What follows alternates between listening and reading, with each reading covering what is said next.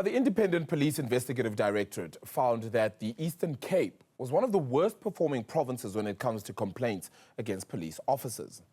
An IPID report found that in the 2023-24 financial year, nearly 600 cases were opened against Eastern Cape Police. For more details on this report, we are joined by Bongiwe Tukela, who is the provincial head then of the IPID in the province. Bongiwe, thank you so much for the time. Really appreciate it.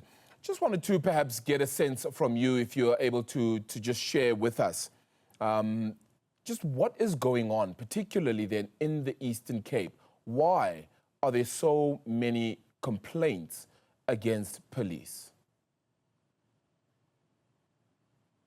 Thank you for the question. To me, the reason for so many complaints, I can say Eastern Cape is one of the biggest provinces. Number one can be then attributed to that. Secondly, it can also be attributed to the fact that people are aware that when they encounter problems or they have complaints against the police, they report those cases to the police, which in turn end up being reported or referred to IPID for investigations. What are some of these complaints, if you don't mind sharing? Maybe if I can just indicate, in the previous financial year, that is 2023-2024, our office registered 571 cases. Out of those cases, 313 were assault cases. The complaints of assault are mostly as a result when the police are attending to complaints or when the police are responding to service delivery protests, and then there is an encounter with the victims who end up opening such cases. So many of our cases are complaints of assault.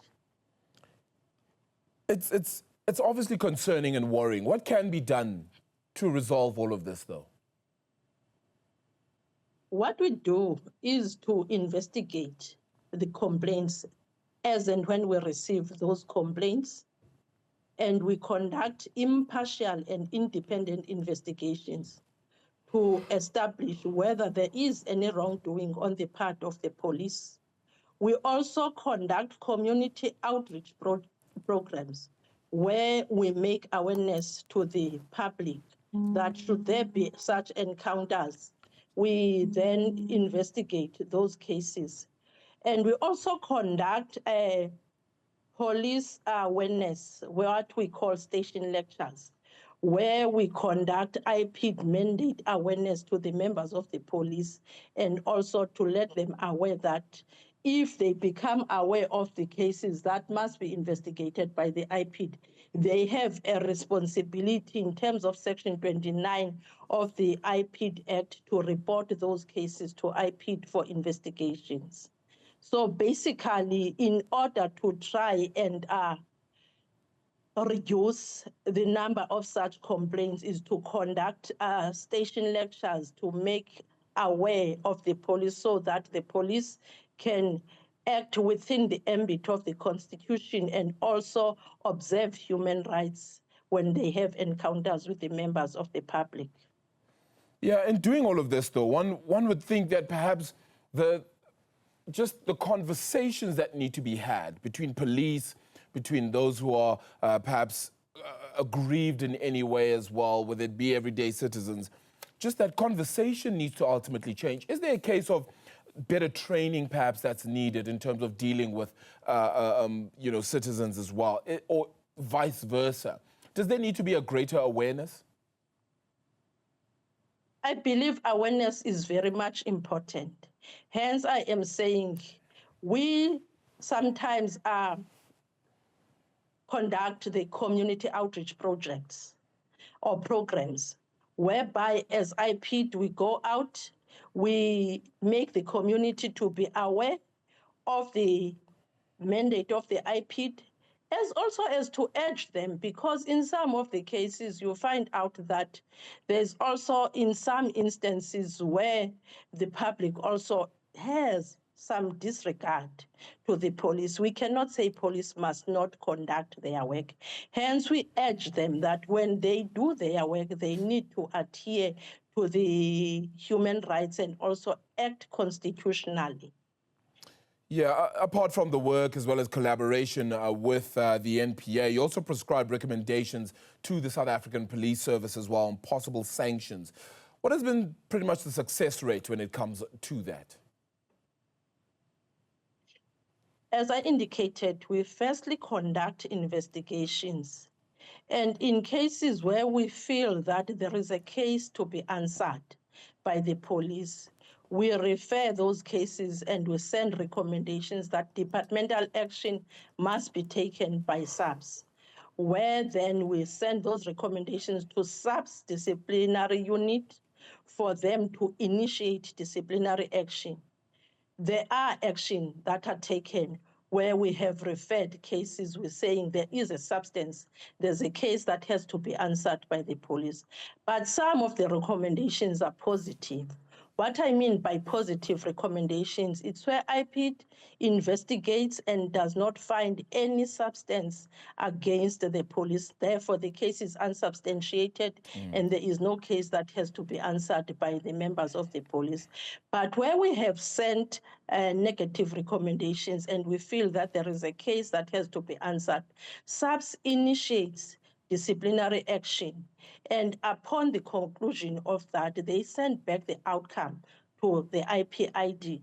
IPID then analyzes the outcome to at least satisfy itself whether the sanction, if members have been found guilty, departmental, that the sanction is proportionate to the offense that has been committed by the members. So in such a way, then it deters other members to commit such crimes or offenses against the members of the public. Once they know that those members who have been disciplined and have been found guilty, they are sanctioned and they are also disciplined. Okay, so of the nearly 600 cases that were reportedly opened in the Eastern Cape then, in the period stated above, how many got negative recommendations, meaning that there was a case to then answer for? Because ultimately one can understand that a lot of cases could, or reports could perhaps be opened, be put forward, but may not necessarily have a case to answer to. Do you have a number with regards to that, or at least a ratio? Yes, in the year 2023, financial year 2023-2024, we sent 219 criminal recommendations, of which 160 were emanating from the cases that were reported during that particular financial year. And the difference would be cases that were reported previously, but were completed in the financial year and therefore were referred to SAPS during that particular financial year. So the total was 219 referrals were sent to SAPS. Bongiwe, just as a final question, how do we solve the situation all around? What's the best solution ultimately in getting the SAPS to a standard that we perhaps are receiving one less complaints, but ultimately are ready, prepared? And of course, the situation around the likes of Callan Andrews and the like obviously does not help the situation at all. But is it a case of more funding, just more training, efficiency and use of the current resources? I beg your pardon, I'm not sure whether you are referring to the resources for SAPS or resources for IPID. No, for the SAPS. In your recommendations to them, for example, is it a case of they just don't have the resources to conduct their services? Is that what's missing? I am not in a position to respond to that. Maybe SAPS would be in a better position to respond to such. All what we do upon receipt of the complaints, we receive the complaints, we analyze, we investigate, and then upon the conclusion, we refer the cases to NPA if there is a criminal case that has to be answered. And we also make recommendations, departmental recommendations to SAPS for the SAPS to institute disciplinary processes against the members.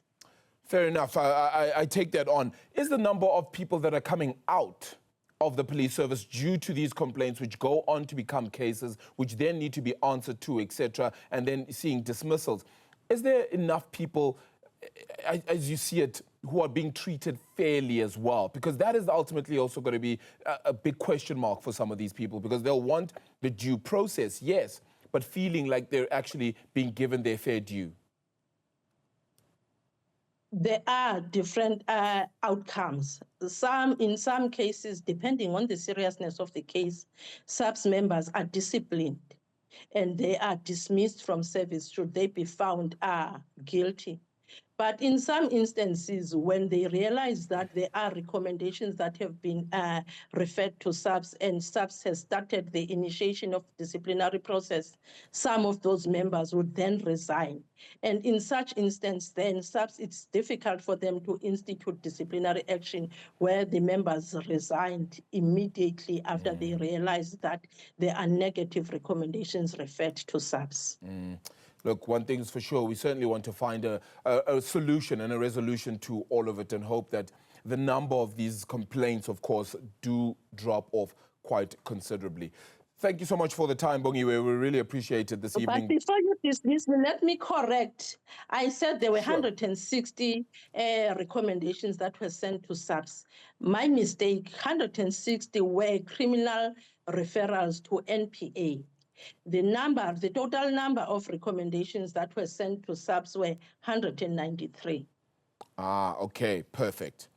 Thank you so much for that clarification as well. Then Bongiwe Tukela, I really appreciate it this evening, the provincial head of IPID in the province then of the Eastern Cape.